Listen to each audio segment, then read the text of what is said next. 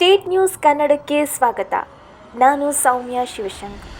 ದಿನಾಂಕ 2 ಫೆಬ್ರವರಿ 2025ರಂದು ಹುಬ್ಬಳ್ಳಿಯಲ್ಲಿ ನಡೆದ 20ನೇ ಭಾರತೀಯ ಅಂಚೆ ನೌಕರರ ಸಂಘಗಳ ರಾಜ್ಯ ಮಟ್ಟದ ದ್ವೈವಾರ್ಷಿಕ ಜಂಟಿ ಸಮ್ಮೇಳನದಲ್ಲಿ ಶ್ರೀಯುತ ಬಿ.ಜೆ. ಸುಂದರೇಶ್ ರವರು ಭಾರತೀಯ ಅಂಚೆ ನೌಕರರ ಸಂಘಗಳ ಕರ್ನಾಟಕ ರಾಜ್ಯಾಧ್ಯಕ್ಷರಾಗಿ 2025-26ನೇ ಸಾಲಿಗೆ ಪುನರಾಯ್ಕೆಯಾಗಿದ್ದಾರೆ. ಇನ್ನು ಈ ಸಂದರ್ಭದಲ್ಲಿ ಭಾರತೀಯ ಅಂಚೆ ನೌಕರರ ಸಂಘದ ಸದಸ್ಯರಾದ ಹಿಮಾಂತರಾಜ ಎಸ್.ಜೆ., ಬಿ.ಕೆ. ರವಿ, ಸುರೇಶ್, ಸಂತೋಷ್ ಶುಭ ಕೋರಿ ಶುಭಾಶಯ ತಿಳಿಸಿದ್ದಾರೆ. ನಮಸ್ಕಾರ. ನಾನು ಸುಂದರೇಶ್ ಬಿ.ಜೆ., ರಾಜ್ಯಾಧ್ಯಕ್ಷರು, ಭಾರತೀಯ ಅಂಚೆ ನೌಕರರ ಸಂಘಗಳು, ಕರ್ನಾಟಕ ರಾಜ್ಯ.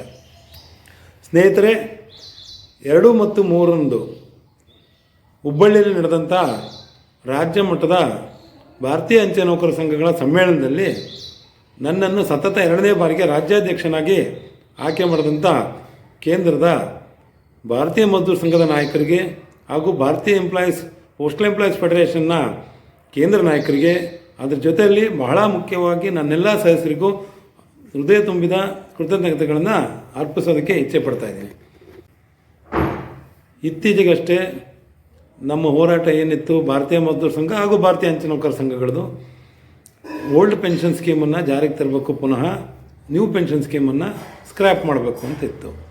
ಈ ವಿಚಾರವಾಗಿ ಹಲವಾರು ಹೋರಾಟಗಳಾಗಿದ್ದಾವೆ. ಲಕ್ಷಾಂತರ ಜನ ನಾವು ದಿಲ್ಲಿ ಚಲೋ ಕೂಡ ಮಾಡಿದ್ವಿ, ಪಾರ್ಲಿಮೆಂಟ್ ಚಲೋ, ಜಂತರ್ ಮಂತರ್ನಲ್ಲಿ ಒಂದು ಮುಷ್ಕರ ಎಲ್ಲದನ್ನು ಕೂಡ ಹಮ್ಮಿಕೊಂಡಿದ್ವಿ.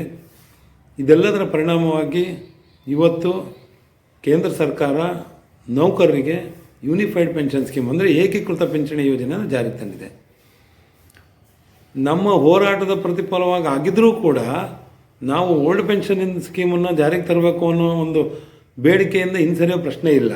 ಆದರೆ ಪ್ರಸಕ್ತ ಸನ್ನಿವೇಶದಲ್ಲಿ ಏನು ಕೇಂದ್ರ ಸರ್ಕಾರ ಇವತ್ತು ನೌಕರಿಗೋಸ್ಕರ ಏನು ಉಪಯುಕ್ತವಾದಂಥ ಒಂದು ಸ್ಕೀಮನ್ನು ಜಾರಿಗೆ ತಂದಿದೆ, ಯೂನಿಫೈಡ್ ಪೆನ್ಷನ್ ಸ್ಕೀಮ್ ಅಂದರೆ ಮಿನಿಮಮ್ ಪೆನ್ಷನ್ ಅಶ್ಯೂರ್ ಮಾಡೋವಂಥ ಒಂದು ಸ್ಕೀಮು.